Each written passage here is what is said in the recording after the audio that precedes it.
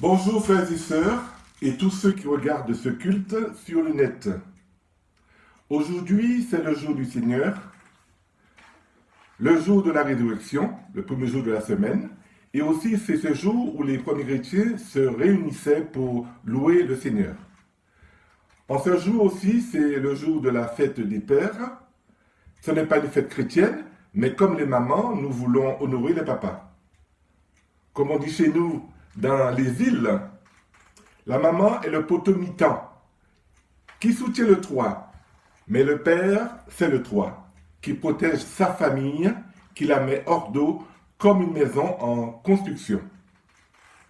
C'est pourquoi Dieu dit dans Exode chapitre 20 verset 12, « Honore ton père et ta mère afin que tes jours se prolongent sur la terre que l'Éternel ton Dieu te donne. » Et Paul confirme les paroles de Dieu, ce commandement. Dans Éphésiens chapitre 6, verset 2, c'est le premier commandement accompagné d'une promesse.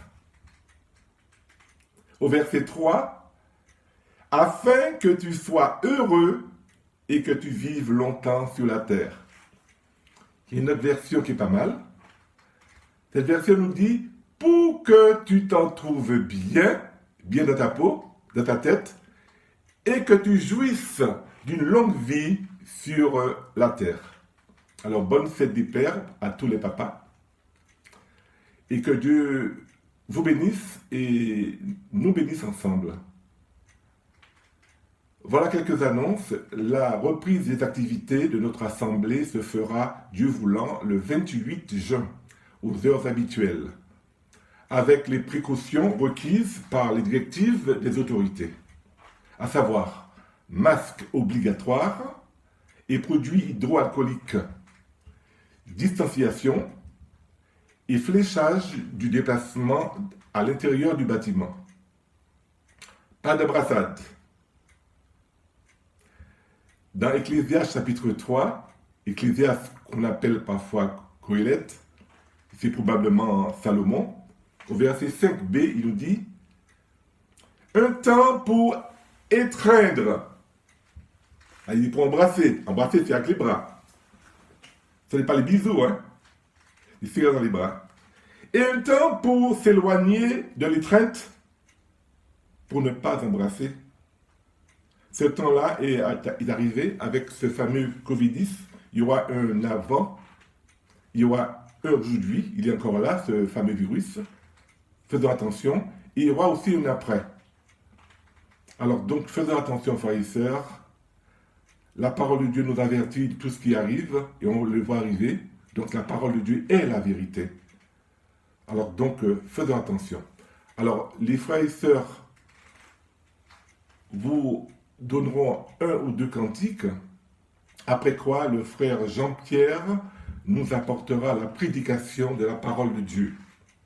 Que Dieu vous bénisse, que Dieu nous bénisse, ainsi que notre pays.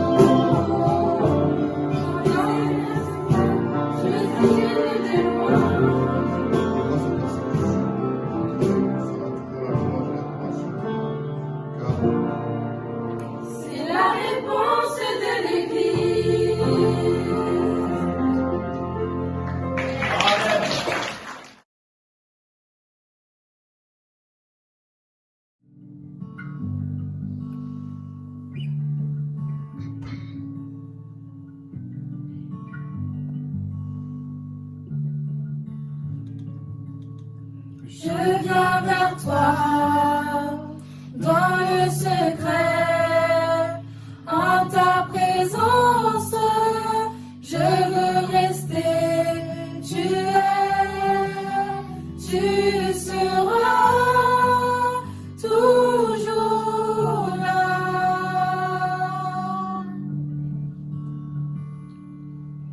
Tout contre toi. Je peux entendre ta voix, Seigneur. Tu seras toujours là. Ébloui devant toi, éternel.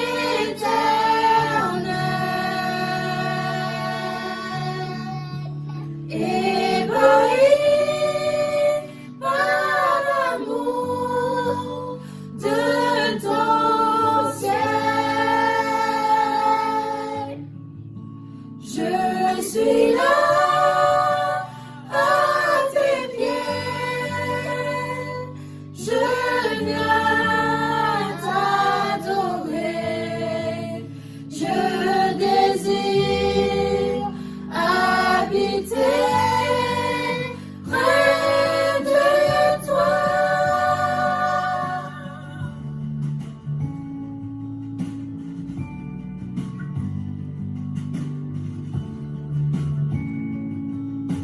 Je vois ton bras, je sens ta main, tu me protèges, tu me soutiens, tu seras toujours là. Ébloui devant toi, éternel.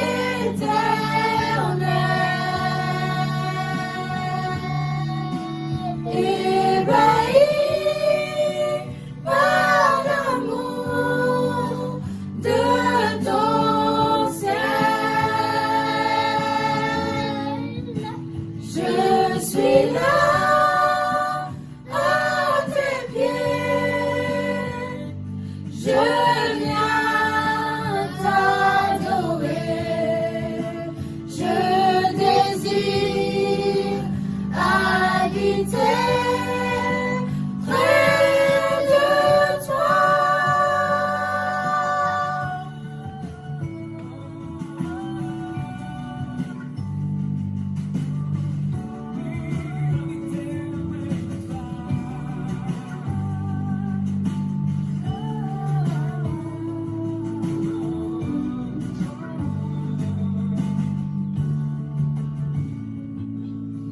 Tu es ma lumière, en toi j'ai un Père, reçois ma prière.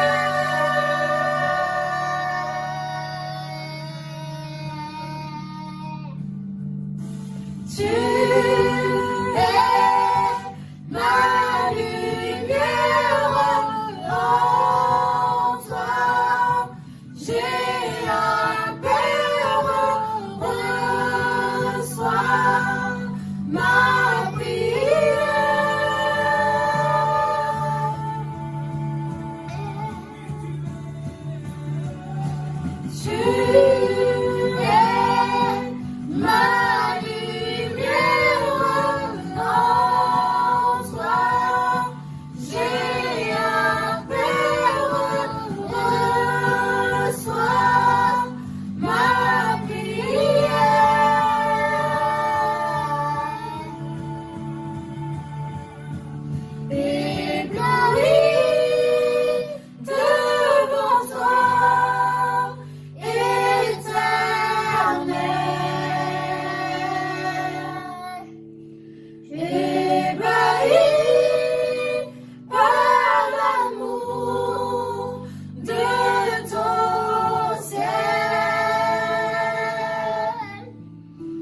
Je suis là à tes pieds. Je viens t'adorer. Je désire habiter près de toi. Ébloui devant toi, éternel.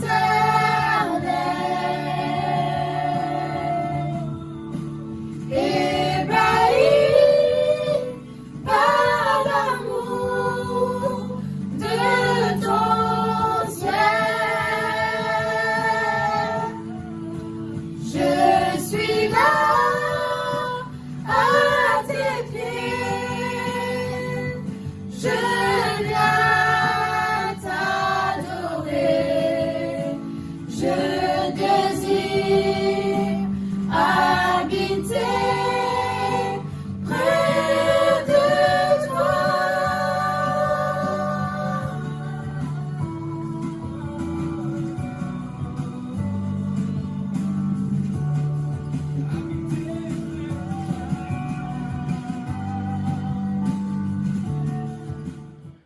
Frères et sœurs et amis, bonjour. Que la paix et la grâce de Dieu soient avec chacun de nous.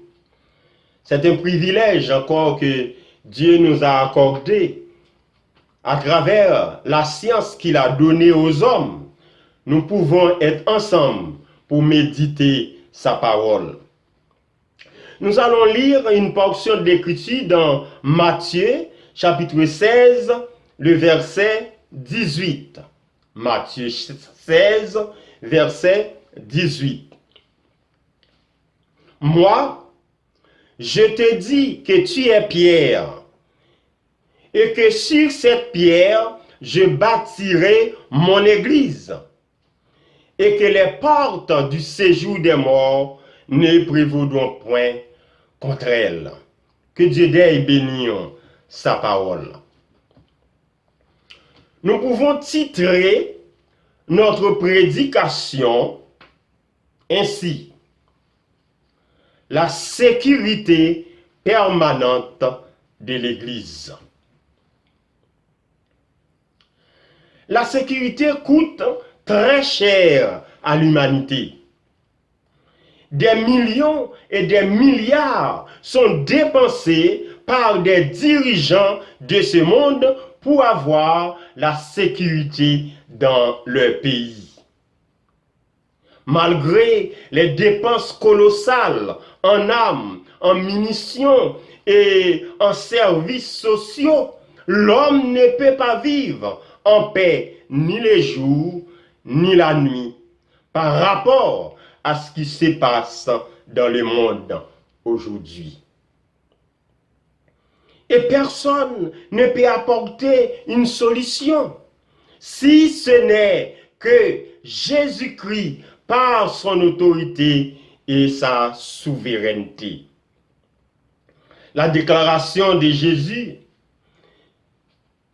cette déclaration radicale, nous conduit en toute liberté au fondement de l'Église, sa mission, son espérance et sa destinée.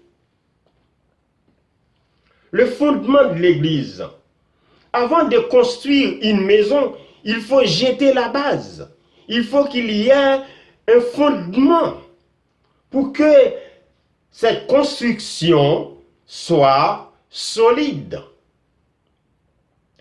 L'Église est l'ensemble des croyants qui ont accepté le salut en Christ et qui sont scellés du Saint-Esprit. C'est une communauté mise à part pour un service spécial. L'Église est le corps mystique de Jésus-Christ. C'est la propriété exclusive de Dieu. Isaïe l'avait déjà dit. Il l'a prophétisé même en ces termes. J'ai mis pour fondement en Sion, une pierre éprouvée, une pierre angulaire de prix, solidement posée. Celui qui la prendra pour appui n'aura point hâte de fuir. Isaïe 28, verset 16. Jésus-Christ est le fondement de l'Église. Voilà pourquoi Paul dit, personne ne peut poser un autre fondement que celui qui a été posé, savoir Jésus-Christ. 1 Corinthiens 3, verset 11. Il est le chef suprême de l'Église, le souverain sacrificateur de cette sacerdoce royale. C'est dans notre texte de base que Jésus a employé pour la première fois le mot Église, dans Matthieu 16, verset 18. Ce terme ne désigne jamais un bâtiment, un lieu de culte, comme c'est le cas aujourd'hui. Il peut y avoir plusieurs dénominations.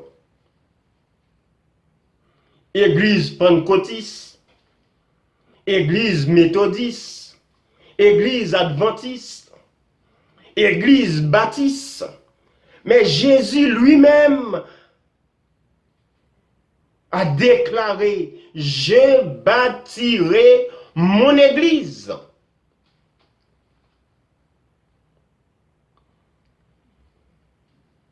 C'est la propriété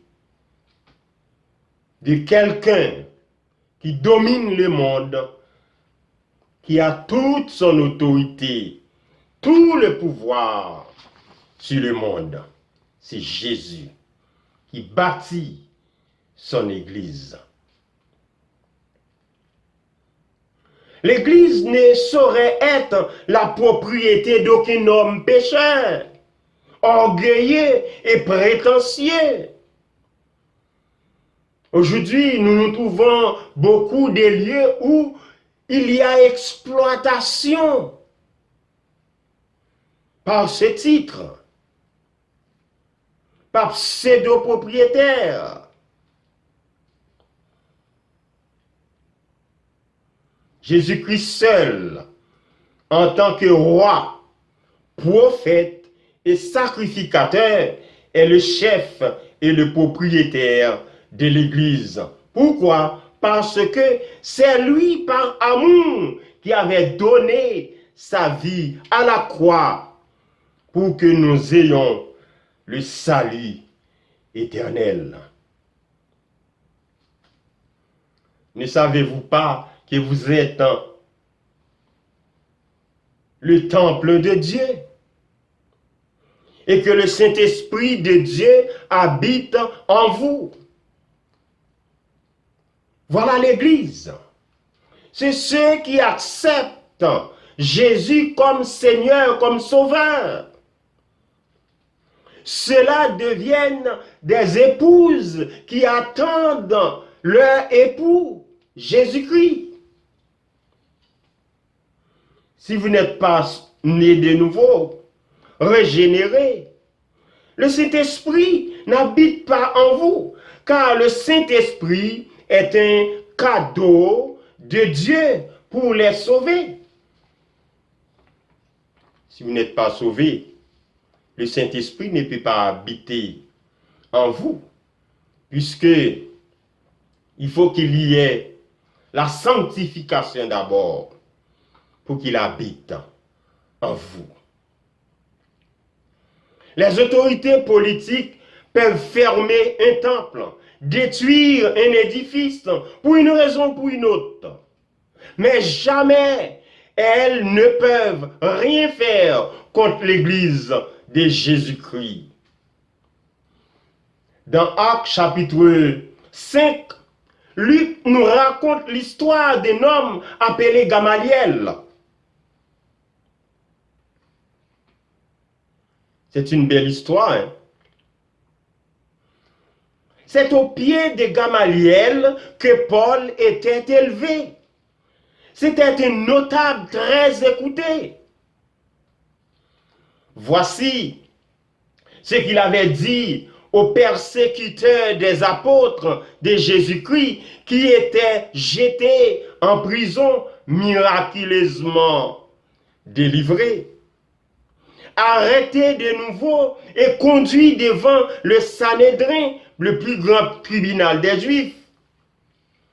Les apôtres étaient battus de verges et relâchés d'après la vie de Gamaliel.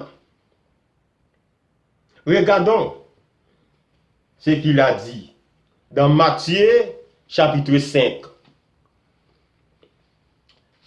C'est-à-dire dans Actes chapitre 5, le verset 34. Nous allons lire verset 34, 35, 38 et 39. Actes chapitre 5, verset 34. Un pharisien nommé Gamaliel, docteur de la loi, c'est pas n'importe quel homme, docteur de la loi, estimé de tout le peuple. Ah, si c'était en France, on dirait c'est l'homme préféré des Français.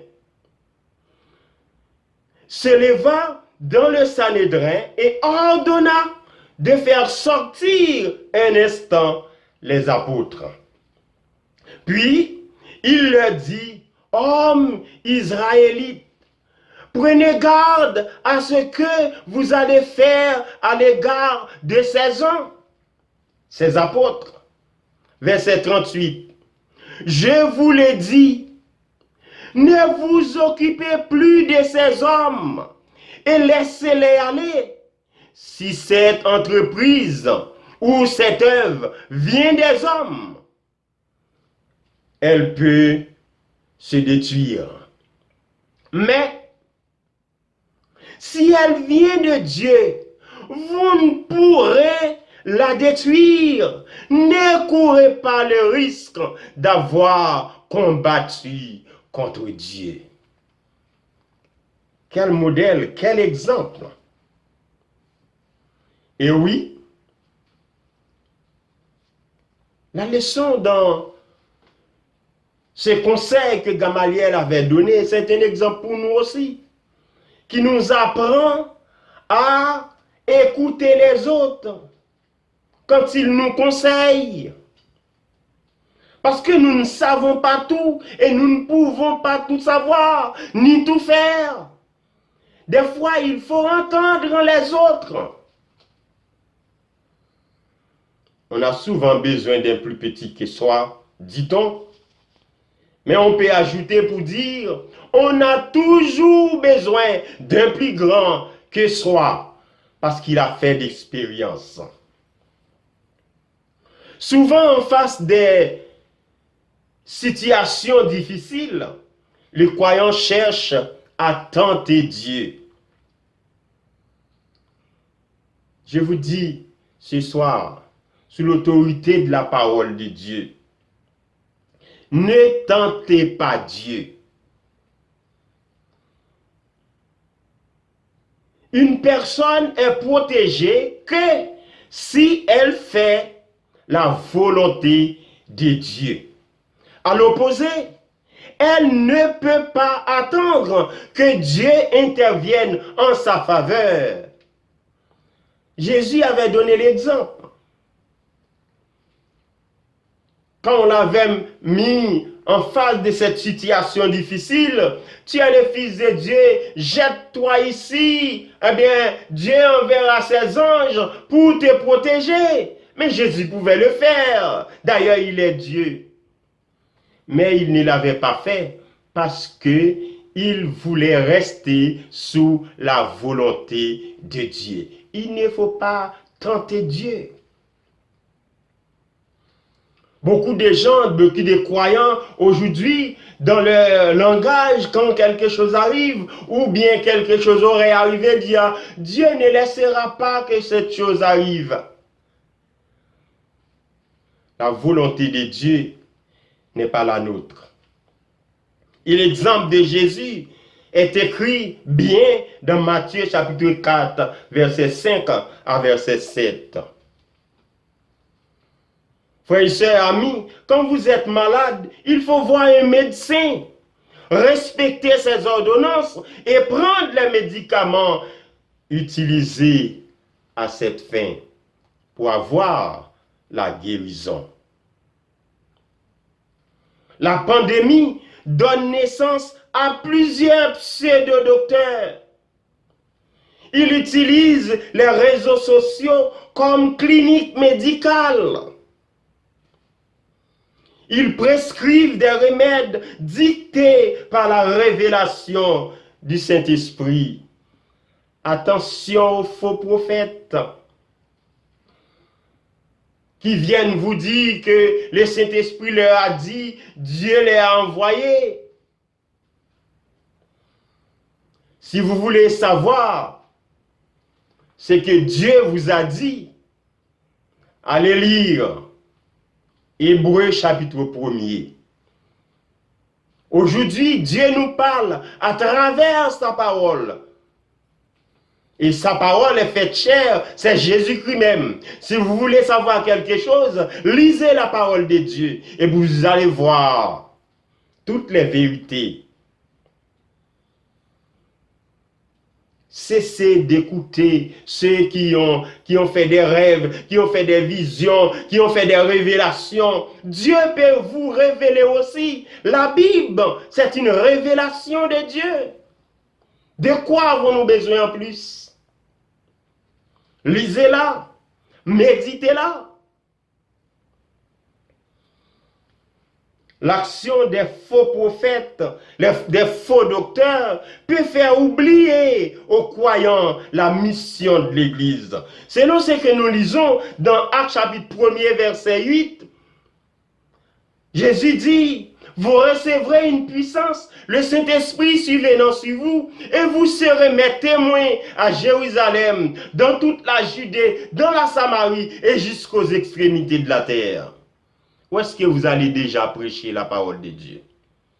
Dans votre famille, dans votre voisinage, dans votre ville, dans votre entourage. C'est ce que vous avez comme mission en tant que croyant, en tant que l'Église. À la résurrection de Jésus, il se présenta devant ses disciples. Voici la mission qu'il avait confiée à l'Église, à ses disciples.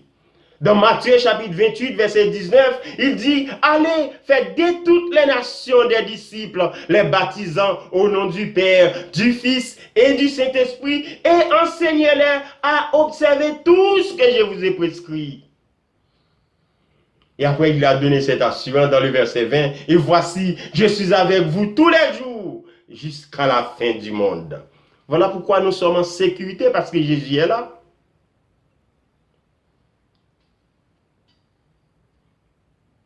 Oui. L'Église doit partir à la recherche des âmes perdues, comme Pierre était devenu pécheur d'hommes en proclamant le message de l'Évangile, la bonne nouvelle de Jésus-Christ. Il y a plus de joie dans le ciel pour un seul pécheur qui se répand que pour les 99 justes qui n'ont pas besoin de repentance. L'Église doit aussi vivre dans l'unité parfaite et dans la communion fraternelle. La communion fraternelle fait toujours défaut à l'Église parce qu'il y a trop d'hypocrisie, il y a trop de jalousie, il y a trop de haine, il y a trop de moi. Pas d'amour. Regarde ce que Paul a écrit dans Romains chapitre 12, le verset 5. Romains chapitre 12, le verset 5. Voici ce qu'il a écrit.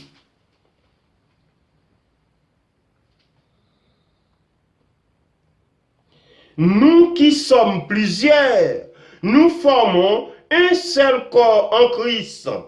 Et nous sommes tous membres les uns les autres. Eh oui, Nous sommes tous membres les uns les autres. Et dans Actes chapitre 2, dans le verset 42, dans Actes chapitre 2, verset 42, voici ce qu'il a écrit. Ceux qui acceptèrent la parole de Dieu, ils persévéraient dans l'enseignement des apôtres. Ils persévéraient dans la communion fraternelle. Ils persévéraient dans la fraction du pain. Et ils persévéraient dans la prière. L'Église a pour mission d'évangéliser, de chercher les âmes perdues. Et l'Église aussi doit rester unie pour avoir sa force. L'Église est appelée à cultiver l'amour en attendant son espérance certaine. Même quand ces persécutions ne s'arrêtent pas depuis le premier siècle. Et oui, l'Église était toujours victime de la persécution. Dans Romains 8, dans Romains 8, verset 1er à 3, il y eut une grande persécution contre l'Église de Jérusalem. Et tous, excepté les apôtres, se dispersèrent dans les contrées de la Judée et de la Samarie. Des hommes pieux ensevelirent Étienne et le pleurèrent à grand bruit. Saul, de son côté, ravageait l'Église, pénétrant dans les maisons, il en arrachait hommes et femmes et les faisait jeter en prison. L'Église était toujours en proie des persécutions. Aujourd'hui, la pandémie contraint la communion fraternelle de l'Église. Elle ne peut plus se saluer par des baisers saints. Comme nous lisons, saluez-vous par des saints baisers. Aujourd'hui, on ne se donne pas la main. Aujourd'hui, il n'y a pas d'embrassage. Aujourd'hui, il n'y a pas de bisous. Aujourd'hui, il n'y a pas de réunion ensemble.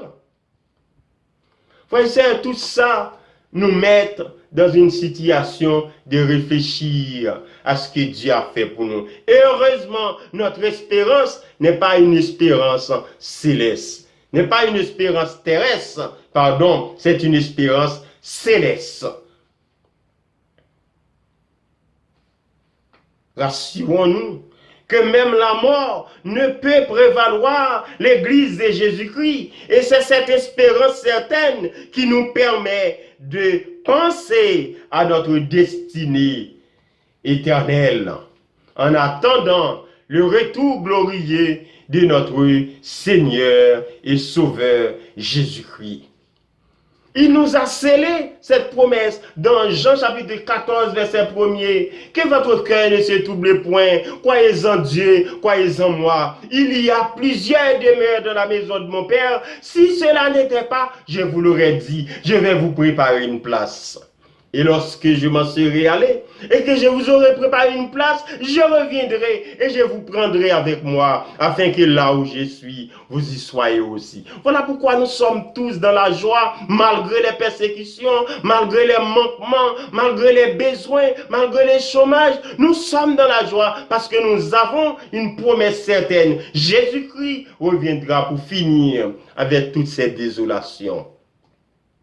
Jésus déclarait aux disciples que sa mort n'aurait pas empêché de bâtir son église, comme ses ennemis avaient pensé qu'avec sa mort finit ce projet. Non, parce que Jésus, il est le Tout-Puissant.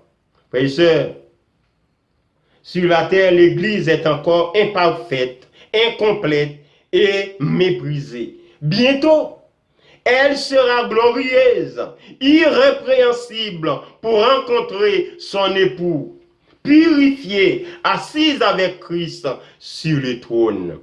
Elle régnera avec lui au siècle des siècles. Consolons-nous par ces paroles.